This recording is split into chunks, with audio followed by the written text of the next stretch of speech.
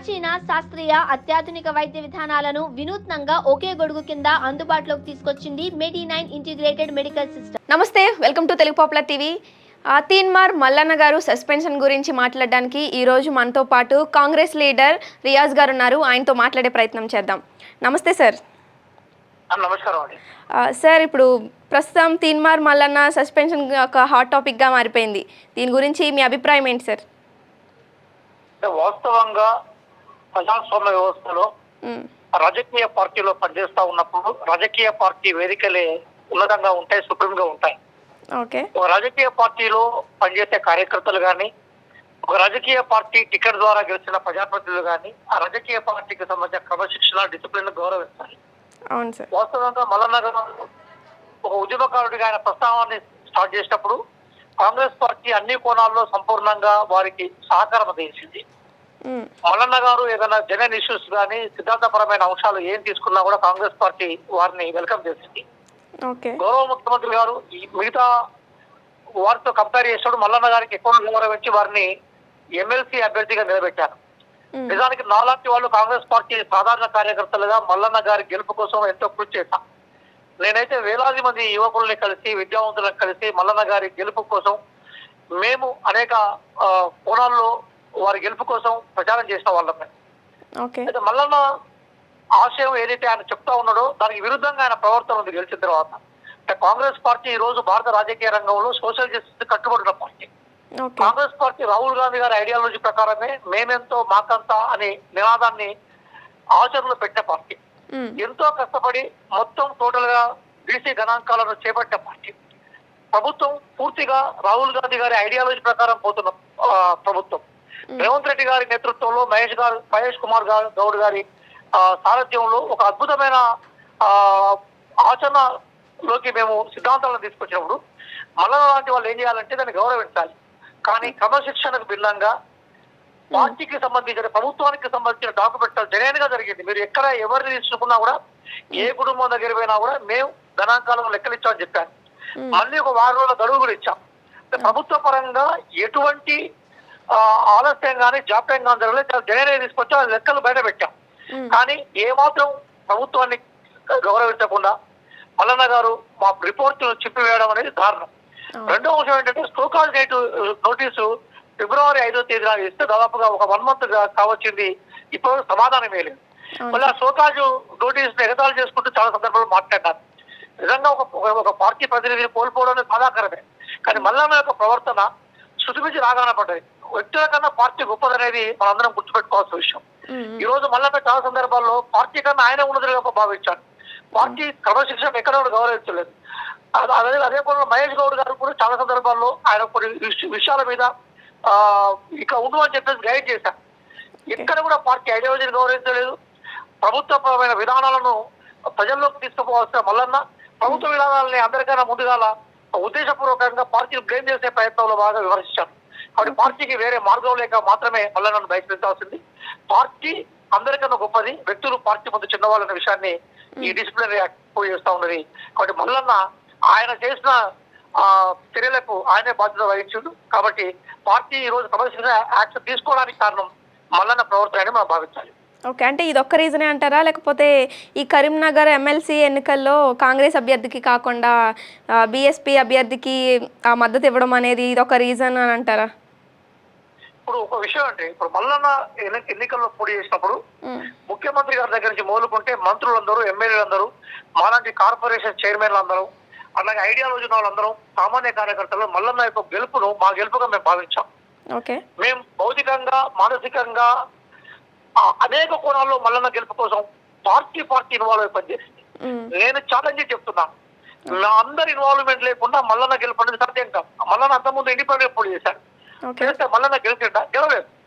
Mallanna Congress party ఎదిగింది కాబట్టి, Congress party ప్రభుత్వంలోకి వచ్చింది కాబట్టి ముఖ్యమంత్రి గారి పేరు, కాంగ్రెస్ పార్టీ ఐడియాలజీ, రాహుల్ గాంధీ గారి ప్రధానమైన కృషి ఏదైతుందో, మా ఐడియాలజీ ఏదైతుందో ఆ ఐడియాలజీ మల్లన్న గెలిపించింది. మరి మల్లన్నను పార్టీ ఓన్ చేసుకుని గెలిపించినప్పుడు మల్లన్న పార్టీ ఎమ్మెల్యేగా ఒక ప్రాంతంలో, అంటే వరంగల్, ఖమ్మం, నల్గొండ ప్రాంతానికి ఎంపీ మనకి ఎమ్మెల్సీగా ఉన్న గ్రాడ్యుయేట్ ఎమ్మెల్సీ మల్లన్న, పక్క జిల్లాలో కరీంనగర్, ఆదిలాబాద్, మెదక్, నిజామాబాద్ ఎలక్షన్ జరుగుతున్న మళ్ళీ ఏం చేయాలి? ఆడికి వచ్చి మేమందరం మల్లన్నకు గెలుపు కోసం కాంగ్రెస్ పార్టీగా మేము పనిచేస్తే మల్లన్న మా కోసం వచ్చి కాంగ్రెస్ పార్టీ అభ్యర్థి అక్కడ పనిచేయాలి కదా. కొన్ని కాంగ్రెస్ పార్టీ అభ్యర్థి పట్ల మీకు ఏమైనా అభ్యర్థులు ఉంటే అభ్యర్థి ఉంటే మంచిగా ఉంటుంది, సీఎం గారు సహాయం చేయాలి కదా. పార్టీ నిర్ణయం తీసుకున్నాక పార్టీ నిర్ణయం శిరసాగించాలి కదా. ఒక రోజు, ఒక గంట, ఒక నిమిషం, ఒక సెకండ్ అయినా కాంగ్రెస్ పార్టీ అభ్యర్థి కోసం మల్లన్న పనిచేసిందా? అదే మల్లన్న కోసం మేము సొంత ఖర్చులు పెట్టుకొని పార్టీ ఆదేశాల కోసం మేము మల్లన్న గెలుపు కోసం సీతక్కతో సహా అనేక మంది ఎమ్మెల్యేలు, అనేక మంది మంత్రులు మేమందరం కలిసి మల్లన్న కోసం పనిచేశాం. పార్టీ మల్లన్న ఓటు చేసుకొని మల్లన్న గెలిపిస్తే మరి మల్లన్న వేరే దగ్గర ఎలక్షన్ జరుగుతున్నాడు, మల్లన్న కూడా పార్టీ ఓటు చేసుకునే ప్రయత్నం చేయాలి కదా. కాబట్టి పార్టీకి నువ్వు పనిచేయవు, కొన్ని పార్టీ ఐడియాలజీ కోసం పనిచేయవు, పార్టీ సోకాల్ నోటీస్ నువ్వు ఖాతరు చేయవు, ప్రభుత్వం ఇచ్చే డాక్యుమెంట్ నువ్వు చింపి పారేస్తూ ఉంటావు. ఎక్కడ డిసిప్లిన్ అన్నట్టు అట్లాగే పార్టీ ప్రేమను నేర్పుతావు. కాంగ్రెస్ పార్టీ ఐడియాలజికల్ పార్టీ, వాటి నువ్వే చేస్తావు. పార్టీ ప్రేమను నేర్పించాల్సిన పార్టీని దేశం వెలగరించాం. ఒక వర్గాన్ని, ఒక section of the people target చేయడం ఎప్పుడు మంచిది కాదు. అవకాశాల కోసం రావాలి. ఈరోజు కాంగ్రెస్ పార్టీ కన్నా ఏ పార్టీ ఈ రోజు మేమెంతో మాత్రత ఇవ్వాలనే వాటా కోసం డిమాండ్ చేస్తున్న పార్టీ. ఒకవైపు Bharatiya Janata party caste senses కోసం సిద్ధంగా లేదు, సెన్సెస్ లో క్యాస్ట్ కాలమే పెట్టలేదు. 10 సంవత్సరాల అధికారంలో ఉన్న టీఆర్ఎస్, బీఆర్ఎస్ మొత్తం తెలంగాణలో సామాజిక న్యాయాన్ని తుంగలో దొరికేసింది. మిగతా ఎవరూ లేరు. కాంగ్రెస్ పార్టీలో ఛాంపియన్ గా ముందుకు వస్తున్నప్పుడు ఒకవేళ పార్టీలో కానీ ప్రభుత్వ పనితీరులో కానీ నీకేమైనా సంస్కరణ కావాలన్నప్పుడు ముఖ్యమంత్రి గారిని కలిసే అవకాశం ఉంది, మంత్రులను కలిసే అవకాశం ఉంది, ఎమ్మెల్సీగా పార్టీ ప్రెసిడెంట్ కలిసే అవకాశం ఉంది. పార్టీ వేదికను ఉపయోగించుకోకుండా, పార్టీ ఇంటర్నల్ మీటింగ్స్ లో వచ్చిన అభిప్రాయం చెప్పకుండా వేదికలెక్కి నువ్వు మాట్లాడితే అది పార్టీ అభిప్రాయం అయితే నీ వ్యక్తిగత అభిప్రాయం ఉంటే, నీకు నిజంగా నీ వ్యక్తిగత అభిప్రాయాలే పార్టీ అభిప్రాయం కన్నా గొప్పగా ఉంటే నువ్వు ఇండిపెండెంట్ గా పోటీ చేయాలి. నువ్వు ఇండిపెండెంట్ గా పోటీ చేస్తే నీ అభిప్రాయం నీకుంటే ప్రజలు గెలిపించే వాళ్ళు ఓడించాలో తెలుస్తుంది. కానీ నువ్వు పార్టీ వైపు నుంచి పోటీ చేస్తావు, పార్టీ టికెట్ తీసుకొని పోటీ చేస్తావు, పార్టీ సేవలని ఉపయోగించుకుంటావు. గెలిచిన తర్వాత ఎక్కేదాకా ఓడమల్లన్న, దిగిన తర్వాత బోడమల్లన్న ఎప్పుడు కథ. కాబట్టి మల్లన్నకు ప్రయోజనాలు జరిగింది. మల్లన్నే కాదు, రేపు భవిష్యత్తులో పార్టీ డిసిప్లిన్ ఎవరైతే వైలేట్ చేస్తారో వాళ్ళందరూ కూడా ఇది ఒక హెచ్చరిక లాగుంటుంది. కాబట్టి పార్టీ గొప్పది, పార్టీ ఉన్నతమైంది, పార్టీ సిద్ధాంతం మౌన్నతమైనదిగా మనం భావించాలి. పార్టీ డిసిప్లిన్ అతిక్రమించితే ఎవరికైనా ఈ చర్యలు తప్పదనేది కాంగ్రెస్ పార్టీ సాధారణ కార్యకర్తగా మేము అభిప్రాయపడుతున్నాం. ఓకే, మొత్తం మీద ఈ మల్లన్న సస్పెన్షన్ వల్ల పార్టీకి ఎలాంటి ఎఫెక్ట్ అయ్యే అవకాశం ఏమీ లేదు అని చెప్తున్నారు. జీరో అండి. మల్లన్న అనేవాడు లేక ముందుకు పార్టీ ఉంది, మల్లన్న అనే అతను లేక ముందు పార్టీ లేదా?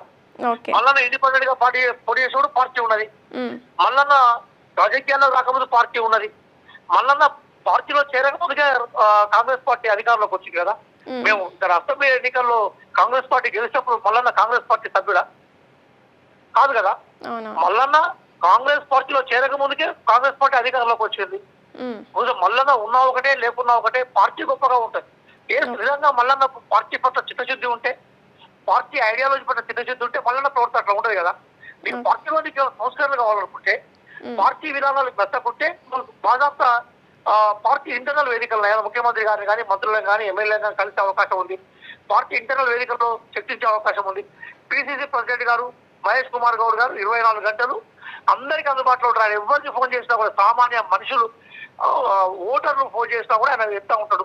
పార్టీ నాయకులను ఎప్పుడంటే అప్పుడు ఆయన పిలిచి మాట్లాడుతుంటాడు. మనం కలవడానికి పోయినా కూడా ఎట్లాంటి బేస్టాలు లేకుండా ఎంత రాత్రి అయినా కూడా ఆయన అపాయింట్మెంట్ దొరుకుతుంది. అప్పుడు అద్భుతమైన పార్టీ కదా. నాకు తెలిసి కాంగ్రెస్ పార్టీ మాత్రమే ఇంత ఉదారంగా మల్లన్నను భరించగలిగింది. వేరే ఏ పార్టీలో కూడా 2 నిమిషాలు ఫోన్ చేసేవాళ్ళు. కాంగ్రెస్ పార్టీ ఉన్నతమైన విలువలతో కూడుకున్నది కాబట్టి, వ్యక్తి స్వేచ్ఛకు పూర్తిగా ప్రాధాన్యత ఇస్తుంది కాబట్టి, వ్యక్తుల అభిప్రాయాలను గౌరవిస్తున్నది కాబట్టి మల్లన్న ఇంతకాలం ఈ పార్టీలో పదవి తీసుకోగలిగాడు, ప్రజా ప్రతినిధిగా గెలవగలిగాడు. తర్వాత అభిప్రాయాలు కూడా కాంగ్రెస్ పార్టీ చాలా కాలం భరించింది. భరించలేని స్థితిలో మాత్రమే మల్లన్నను ఆ పార్టీ నుంచి బహిష్కరించాల్సి వచ్చింది. కాబట్టి మల్లన్న ఇప్పటికైనా కూడా తన వ్యక్తిగత జీవితంలో ఒక డిసిప్లిన్ కట్టుబడాలని కోరుకుంటాం.